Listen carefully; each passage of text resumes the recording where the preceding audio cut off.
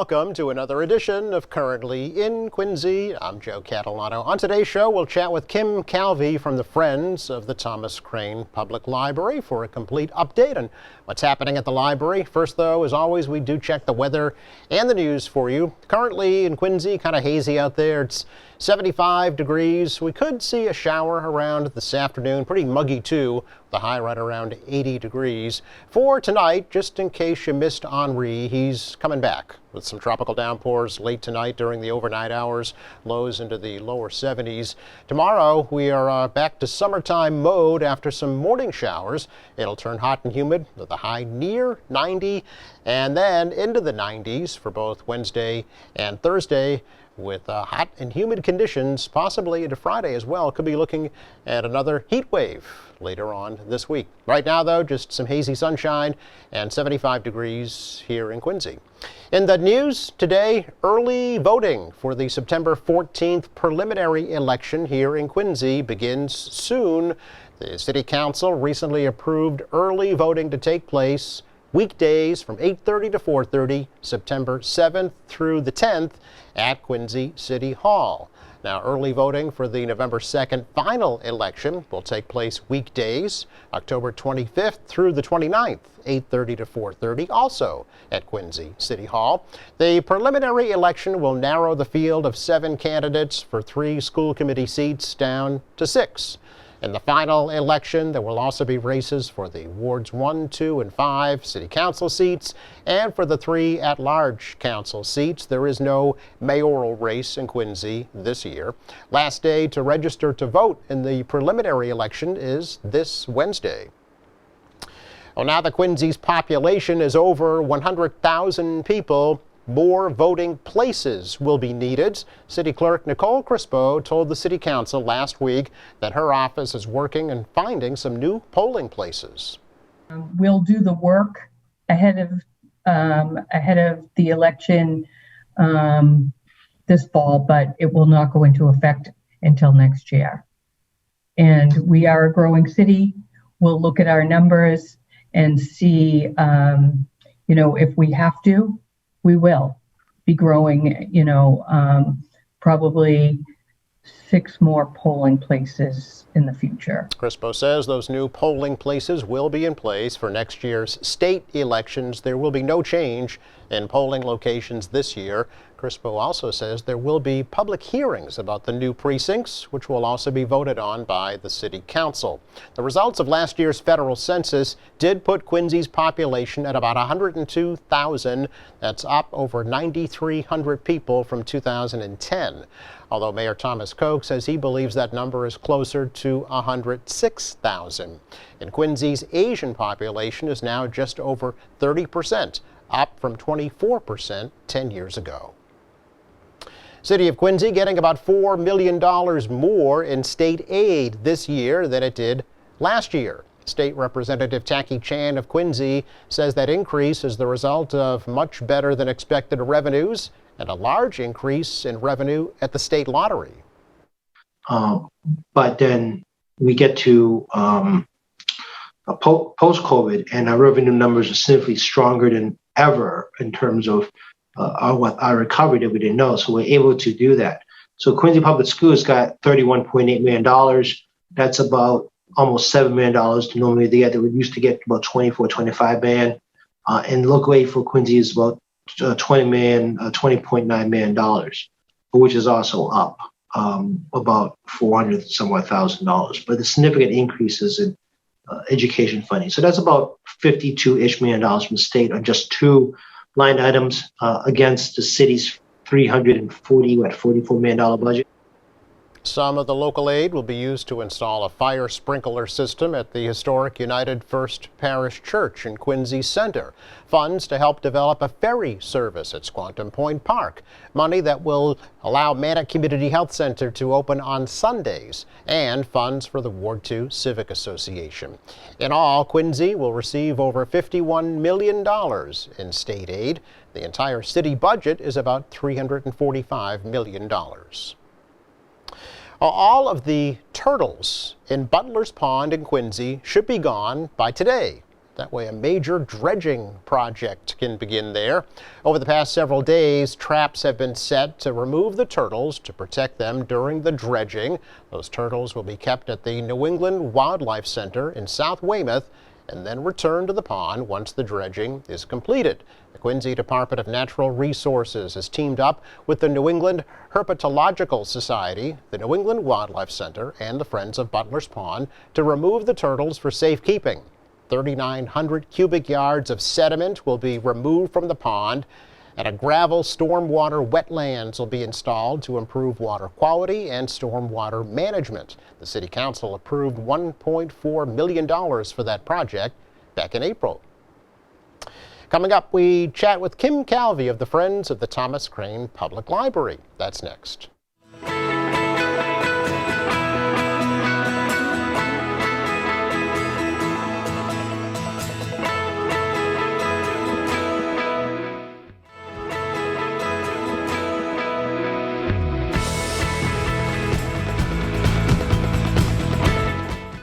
Welcome back. Happy to welcome back to the program in person Kim Calvey from the Friends of the Thomas Crane Public Library to give us a little update on a lot that's been happening at the library over the past year and a half. Great to see you, Kim. Great to have you in studio. Yeah, thank you. It's so nice to be here after so long. Good to see you, Joe. Yeah, Thank we've you. had a couple of virtual chats Yes. over this past year and a half or so. Yep.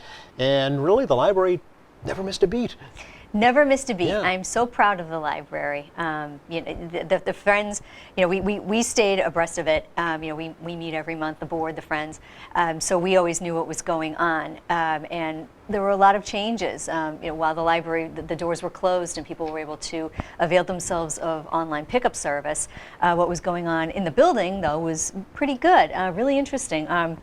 With some renovations, we've got brand new carpeting, which is always nice to have that kind of a refresh. And we now have a welcome desk in the very front. You walk right in, and it's right there to the left. And it's just for directions only. Just if you're looking for a particular collection or which floor to go on for whatever service, it doesn't replace the circulation desk, which is still located where it's always been. Probably takes a little bit of pressure off the circulation desk, actually, because a lot of people had those questions, and that was the only place they could ask them, right? Is right there at the circulation desk. Right, So exactly. Now you walk in right in the big atrium there. To the left, as you say, there's somebody sitting there. They can direct you where to go. Yeah, and there's a nice seating area there too. That too. With plenty of natural light. Yes, so, which is good. So Sure. Yeah. You mentioned the carpet. I actually was over the day that the main library reopens for the first time. Yes. Since the pandemic, and the a half carpet ago. looks great. Yeah. It just just brightened up the whole place. It really did. I love that the architecture of the building from the outside is the way it is. It's just, it's representative. The Quincy has, been here since the 1600s, right? Maybe the building's not that old, but No. you know what I mean. But going inside, it's a modern building. Yes. We have all the technology. It's laid out beautifully. It's aesthetically pleasing. It's ergonomic. It's all of that. It's easy to get around, and like I said, we've moved collections too. So and I think that's probably a good reason why we now have the welcome desk on the first floor. Yes. Because if you know that we've moved things around in the library, that They're not where they used to be. some things are just not where they used to be. Right. So it's a good thing to ask before you climb those stairs, and then you can go to where you need to go. Yes. But again, the circulation desk is where it's always been. Yes, yeah, actually, in speaking with Megan Allen, the director, actually, some materials have been removed to allow for more open space, basically, to make it feel a little more airy, to allow for handicapped accessibility. Yes, yep, Also, and it's quite evident when you go in. Oh yeah, there's lots of floor space, Yep. but that doesn't mean that the materials are not available. It just Right. means that they've been more carefully placed. So everything is still easy for everyone to get to, but more people can enjoy being in the library. Yeah, there's a brand new health and wellness section, actually, that folks should check out. Quite appropriate, given what we just have been through. A lot of folks are curious Right. about medical research, so there's a whole section dedicated to that. Yep. Yeah. Exactly. Yeah. And just garden variety health and wellness too. We've all been cooped up at home. Right. We'd all want to get outside and get some exercise and some fresh air. Yes, Presumably. exactly. Yeah, exactly. Now, did the Friends actually meet virtually? We did. Okay. We did. We handled it. We met every month via Zoom, and we just talked about what was going on in the library, what our ongoing initiatives are as time allows, as time marches on. And Megan kept us apprised of what was going on in the library in terms of the renovations and that sort of thing. So, one other thing too, Yeah. at the circulation desk, we now have a little kiosk for express self-checkout too, Okay. which I think makes sense given that, now that we're all used to COVID, and kind of, socially distancing and, making sure that we're all kind of, making sure that we're not in such close quarters. Yep. It's a good measure to have. So it's at the circulation desk, but it's off to the side. So if Okay. anybody wants to self-check out because they're in a hurry or they just want to, they don't want any community touching. Okay. That's a good thing to do too. Now, So- are there any online services still being offered that were offered during the pandemic, or is that, it's totally in person now? No, everything. Well, yes and no. So we no longer have. You don't have to pick up your books anymore. Okay. So that part is no. So it's nice to be able to come into the library and browse. Like we used to before. Yeah, how about that? Yeah. Yay! Hey, yay! But we do still have some. The services that we offered before, and it's not on the circulation desk. It's on the top floor. Like the computers and laptops. I mean, those are actually throughout the library. The way that's offered to the public. 2-hour intervals and so forth. But we also have printing and faxing and scanning services too, and that's on the top floor. So.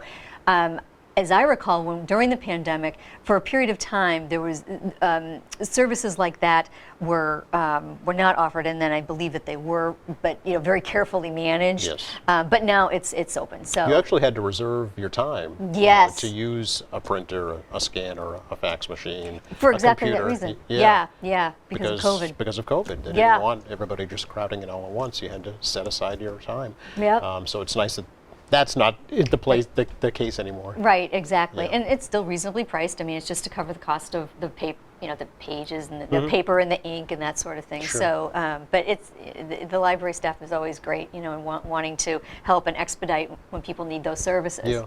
So yeah, that's still an offer.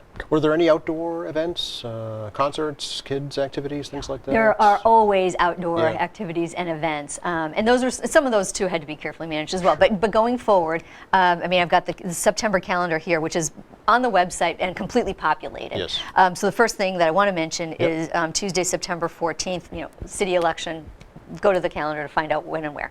But then, like on Wednesday, it looks every single Wednesday in September, except for the first, we have, this is one example, community outdoor yoga. Oh, okay. Which, I mean, the reason I point that out is because I remember reading in other local periodicals that became a thing. It was starting to become a trend before the pandemic, but because of the pandemic, people still wanted to get together and outside, and it's still a good way to exercise. So that's being offered by the library too. Oh, okay. But yeah, I mean, we've got we've got all kinds of programs, for children, for teens, for adults. There's like online Law and Order on a Monday night, and some of these are online. Like we've got the Traveling Librarian Goes to Istanbul. That is on Monday the 13th. That's for an hour and a half. Okay. So there's always a lot going on. The calendar is populated for indoor and outdoor activity. There's something for everybody. Yeah. Speaking of online, the entire website's been revamped, right? Yay! Yeah. I love it. Yeah. As a tech nerd myself, Yes. I spent some time on it, and it is so easily navigable now. I mean, it was before, but now it really is.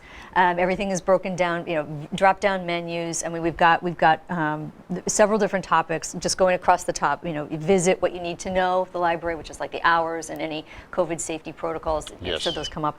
Events and exhibits. We'll get to that in a minute. Sure. Education and research, that one is super. I mean, you can talk about a rabbit hole. I mean, you could get yourself lost there forever. Yeah. And then the online library, the services that are there, children and teens, we always have some activity for them and how to access what they need from the website. And then additional library services like we talked about already. Sure. So yeah, and then the footer, that it seems like, okay, the footer, what is that? That's just the address of the library? No. There's a lot going on there too. I mean, we talk about how you can donate to the library, Yeah. the information on the bookstore, which is good to know. The libraries, the bookstore is still closed, and we'll open up in the fall. Okay. Good to know. A lot of people have been asking about that, I know. Yeah, right, exactly. And then, of course, there's the link for the Friends. Yes. Which, that's Near and dear to your heart. very, very, very, yes, it really is. And that's where anybody can join. You click on that link in the footer, and you can join right then and there. Okay. You don't have to come into the library.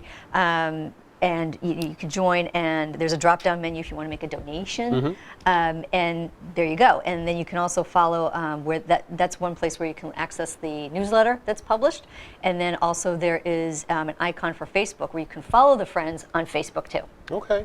And I know throughout the year and a half or so that the library was closed, the Friends were still able to offer like passes to museums, Yeah. to different cultural events in the city. Are those still valid if people didn't use them? Yes. Okay. Yep. Yeah. Yes. That was something that we talked about at our last board meeting, our last Friends meeting. Is that because that actually was a question that came up? Yeah. But yeah, absolutely. Okay. Yeah. Because everybody still wants to get out and and go and visit and see and do. So yeah, those are still valid. But I believe every museum, which the library doesn't control, has their own Sure. COVID safety protocols. So be sure to follow that. But yeah, you can still access the passes. Yes, yeah.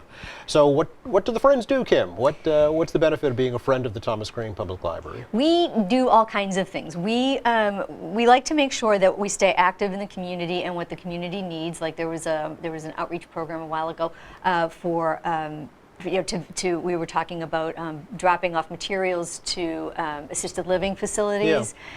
We also organize, we have our 2 events in the spring. We have the annual meeting, then we have Spring Fling, and we always have a speaker come to one of those and just kind of talk about something that would be interesting to everybody. Like one year we had a caterer who was talking about picnics for the nicer weather coming.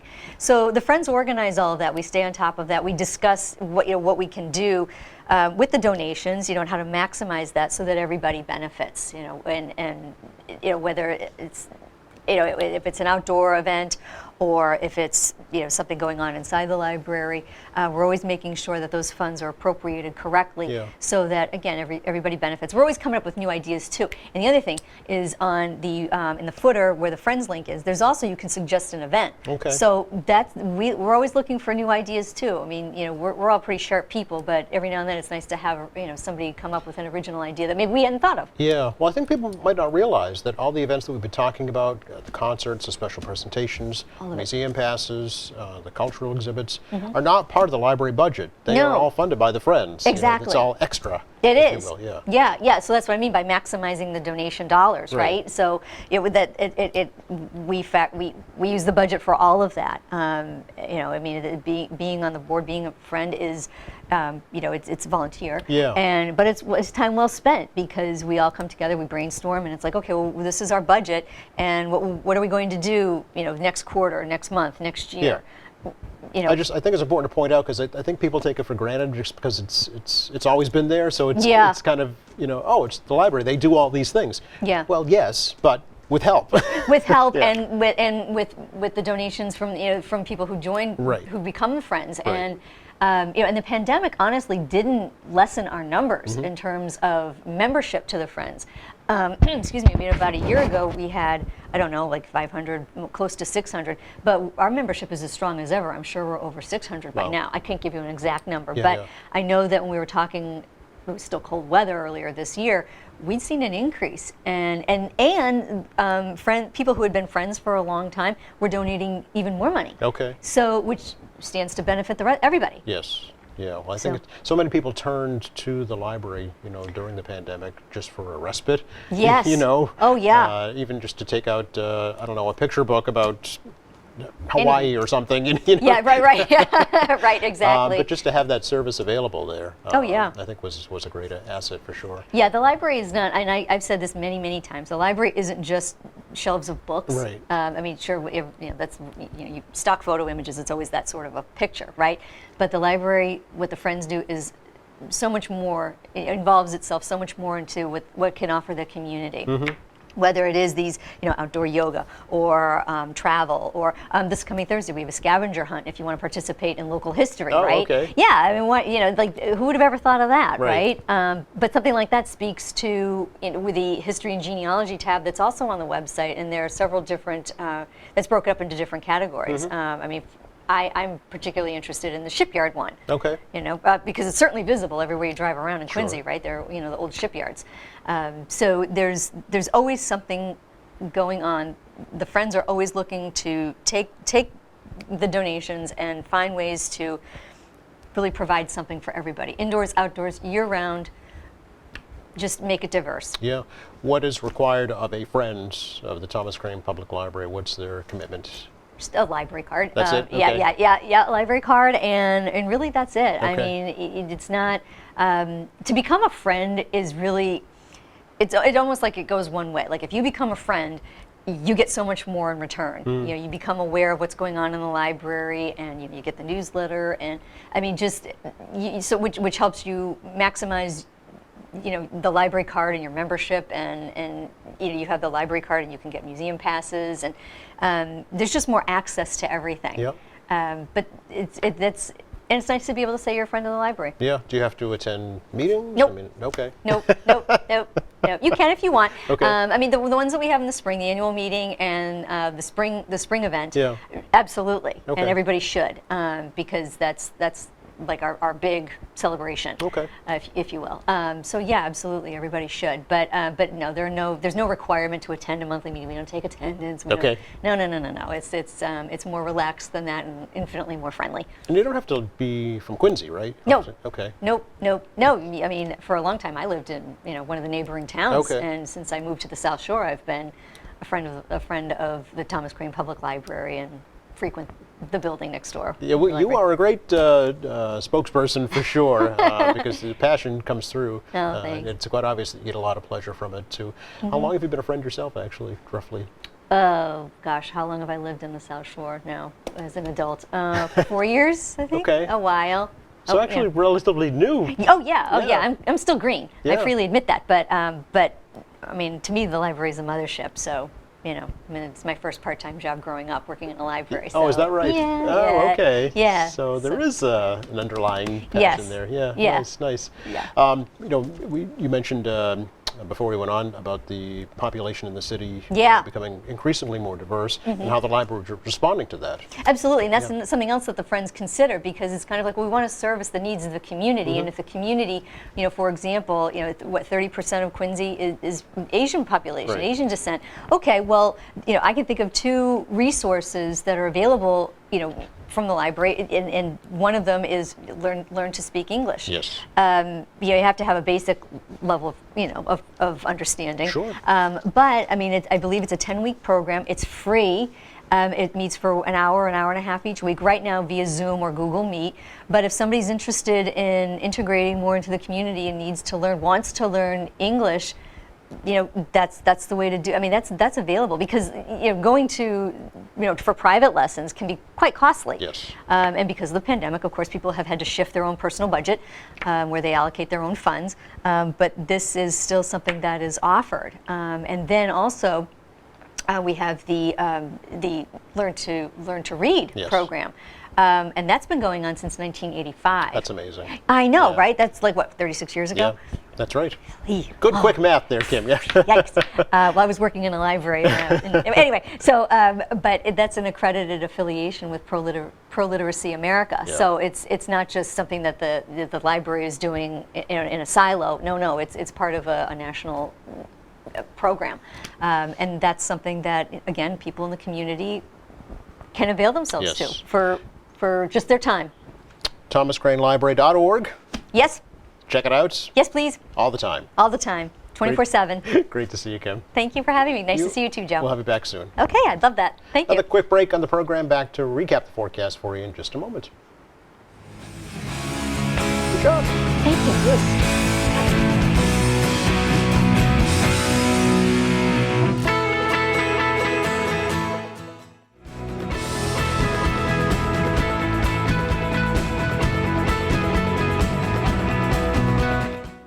Could see a shower later on this afternoon. Pretty warm and humid temperatures near 80 or so this afternoon. Tropical downpours possible late tonight in the overnight hours as Henri comes back at us. Tomorrow could start out wet, then turning muggy and humid with a high near 90 and then into the low 90s for Wednesday and Thursday. Thanks going out to Kim Calvi for joining us today from the Friends of the Thomas Crane Public Library. Thanks to our crew. Thank you for watching. Friday here in the program, details about the upcoming Porch Fest celebration here in Quincy. For all of us at Quincy Access Television, I'm Joe Catalano. Until then, have a great week.